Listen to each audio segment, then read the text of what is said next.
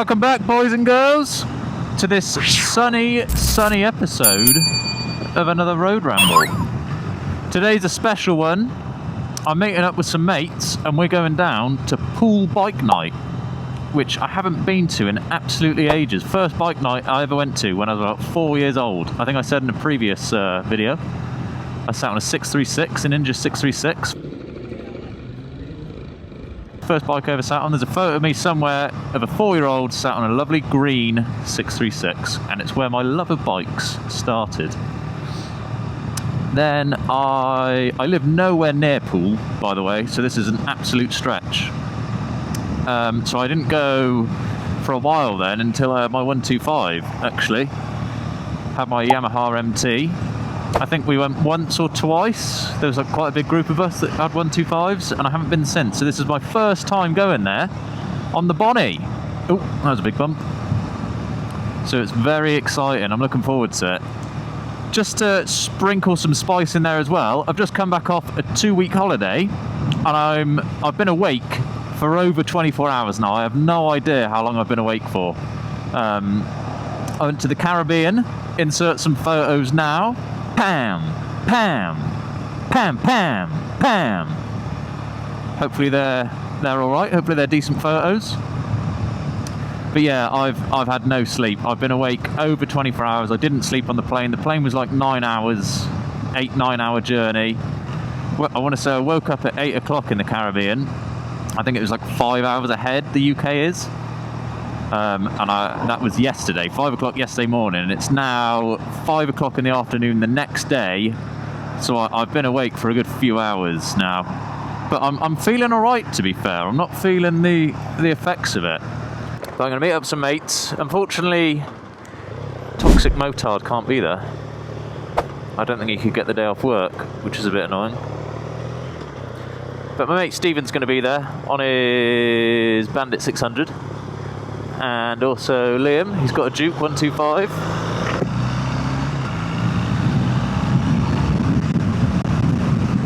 So we'll see how that unfolds.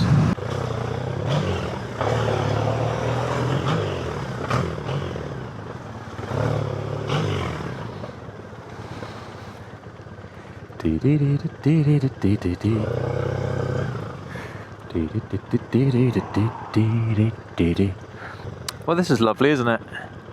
I thought there'd be a nice little section of filter in there, but as soon as it started, it stopped. I haven't ridden on un-tarmac surfaces in a while, and it's like riding on marble with a sheet of ice on the top. It's horrible. I don't know why they're putting lights here. Why does this country put roundabouts in and then decide to put lights on them when they're not huge roundabouts? It just seems a bit... Surely it negates the purpose of having a bloody roundabout in the first place.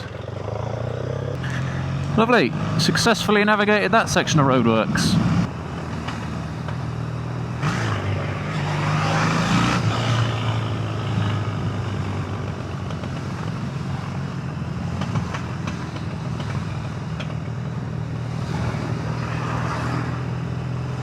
You have to excuse the lack of commentary.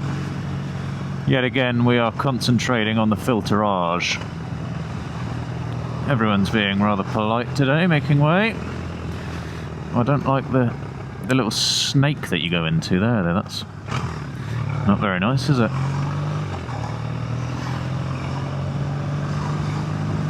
I've never seen it this busy before. I need to get fuel as well. That's what I need to do.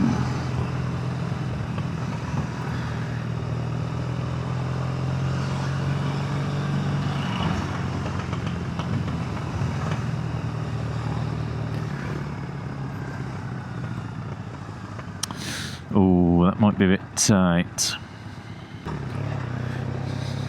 Spam the cancel indicator button, because you never know. Get out of this truck's blind spot, because you never know. Cheeky little indicator, mirror, shoulder, over we go, and then we'll be at the fuel station.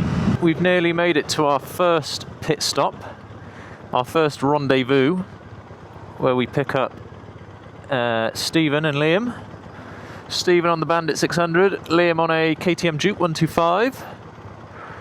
With this horse carriage, oh my word, look at that. There's definitely a horse in the back of that. It's like swaying all over the place. There's a lot of roadworks going on here. I haven't been this way in absolutely ages. Federales. Yellow car.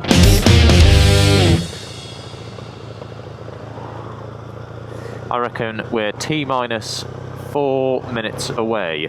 Let me just I've just filled up with fuel, so I'm going to reset the trip. I got 120 miles before the fuel light came on, and I kind of want to test out how long the fuel light can stay on before you actually run out of petrol. Like, what do they give you? 20 miles? 30 miles? Not too sure. But I got absolutely robbed at that fuel station. I went to go fill up Morrison's, and foolishly went to the first pump and it wasn't premium, so I waddled over to the second, pulled the trigger. Obviously they got to authorise the thing. The numbers started going up. I put about 64p's worth in before anything came out. What's going on there, Morrison's? I want my 64p back. Absolute blasphemy. I'm starving as well. Not only am I running on no sleep, I'm running on basically no food either. I had aeroplane food. I had a Sunday roast from an aeroplane.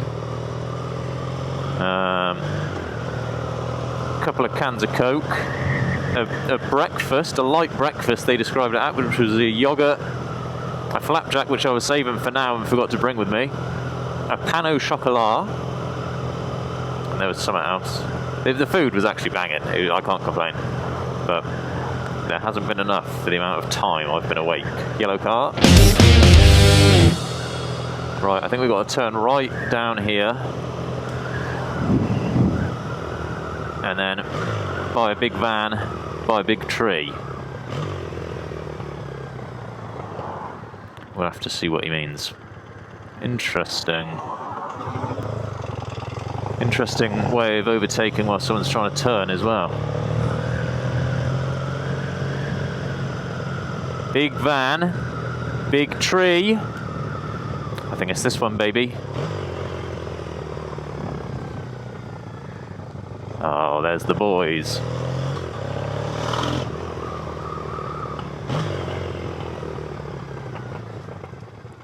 Hola. Have you been waiting long? Huh? You been waiting long? Slow. Big pimpin', charity finds, slip-ons.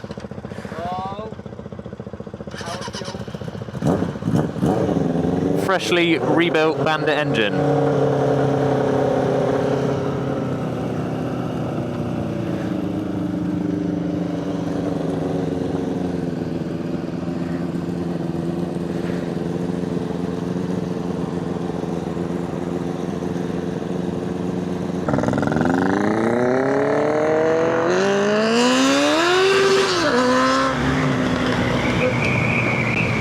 And we're off, folks. I think that set the tone for the day. Stephen with a slipping clutch. Freshly rebuilt Bandit engine. It's not freshly rebuilt. He's just swapped the engine out because he snapped the exhaust studs.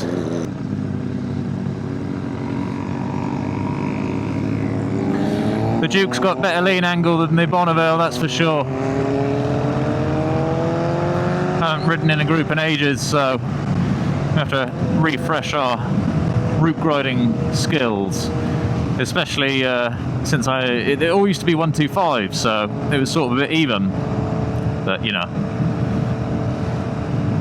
fellow biker, this is fun. This is bringing back so many memories. I wish we were all on similar bikes though. Not that it's a problem riding with the 125 at all, but it used to be so jokes. You'd all have the same horsepower. I think just 125s actually in general, they're just the bollocks. You can't beat a 125 if you've got a group of lads. All similar horsepower, down to rider, I would say rider skill, but more rider fucking balls than anything. Because I definitely didn't have any skill when I was 17. That's for sure. Can't even see the Bandit. These mirrors are so crap. I think the Bonneville is going to be put through some paces today. I know the 125 is going to be absolutely ragged. The Bandit is going to be absolutely ragged. I'm going to try not to rag the Bonneville because I've got the furthest to go. I've got to get this thing to Poole and then back home. And I don't want to rag it anyway. It's not the type of bike to be ragged. Right, I guess we'll catch up with you when there's some more action.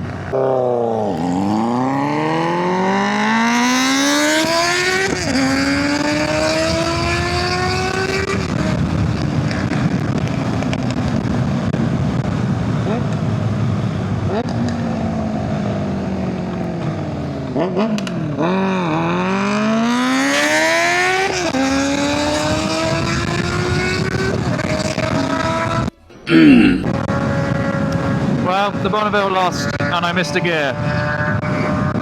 Not the reason the Bonneville lost, I promise. But I definitely missed a gear.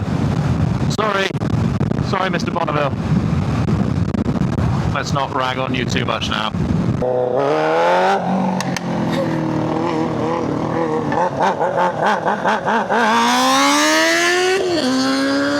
Jesus, that thing is ridiculously loud.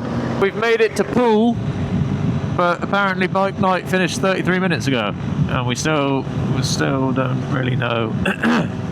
Still not really. Fucking hell, I've lost my voice. We're still not really by the harbour. I think the harbour's over there. I haven't been to Poole in so long, but it is lovely to be back here. I love Poole. Does anyone else's wrist absolutely ache after being on the bike for ages? I think I got something wrong with it, like tendonitis or something. I'm having to like use just these 3 fingers because every time I use this first finger, there's just like a tendon that is screaming in pain at me. If I use 3, then it's not as bad. So I've got to hold the bar like a bit of a weirdo without the thumb. Suicide grip. Mate, it's been so long since I've been here. Huh? It's been so long since I've been here. I can't remember how to go anywhere. Yeah. The MT nearly blew up, I think. Oh. Yeah, my ass is non-existent. I've started sitting like back here, just because the padding's like less worn out. There are still some bikes about, to be fair, so I can't remember how much it is either. I remember it's always a frantic scramble when you get there and the bloke's like £2 or whatever it is, and you've got to try and take your gloves off, fiddle about in your jacket for some loose change, whilst trying not to hold everyone else up. I have no idea how much it costs. It's probably a £5 an hour or something crazy. I have got a £5, so it might just be easier if it is a £5.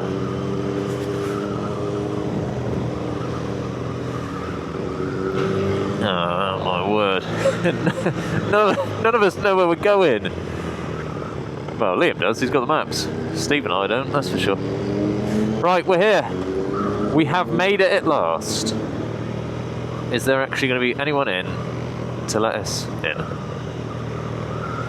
Because, like I said, it's finished 36 minutes ago, apparently.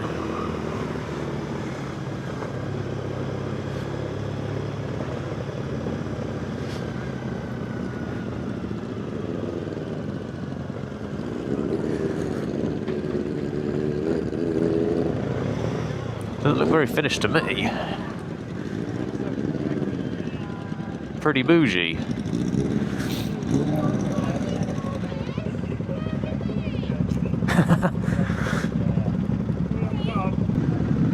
Hello. How much is it? £3. Can I give you a £5? Thank you very much. Okay, cheers.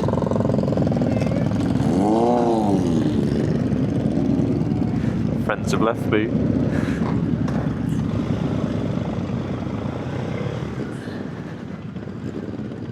Oh, this is the awkward part where you've got to like waddle the damn thing backwards in front of everyone. Just about.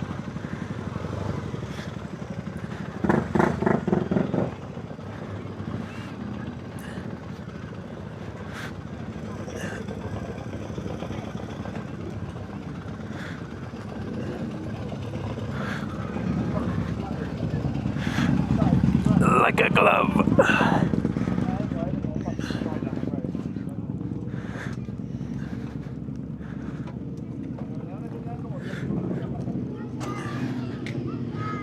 We've made it. Yeah. I'll pay for you. Oh, did you? Oh, you dick.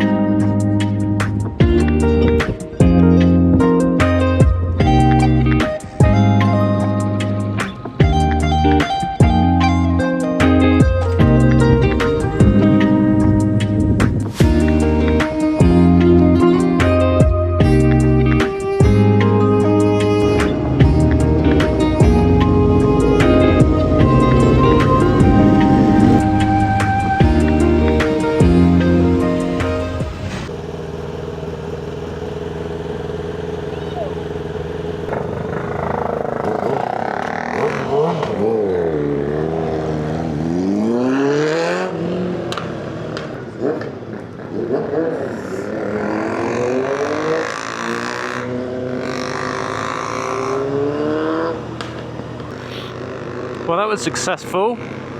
Short-lived, but successful, I'd say. Very fun going down memory lane for Poole Bike Night. My always all-time favourite bike night, Poole Bike Night. Even though it's absolutely nowhere near me. It's just always a laugh, and it's always very respectful and fun. And oh my word, that sun is bright.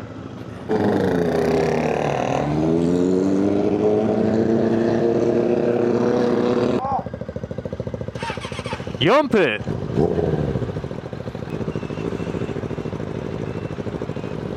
Oh, he's mugged us all.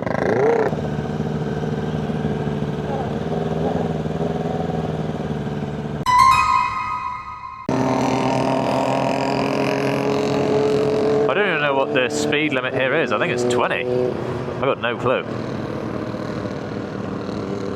No idea. Let's just go 20 because I think that's what it is. And then it says 40 there, so. But that's been a lovely, successful trip. I don't think I'm going to film much on the way home because it's quite boring, not much to see. If anything exciting happens, I'll let you know. So if you don't hear from me again, thanks for watching. Like and comment. Let me know if you enjoyed it, what you want to see next time. Ciao!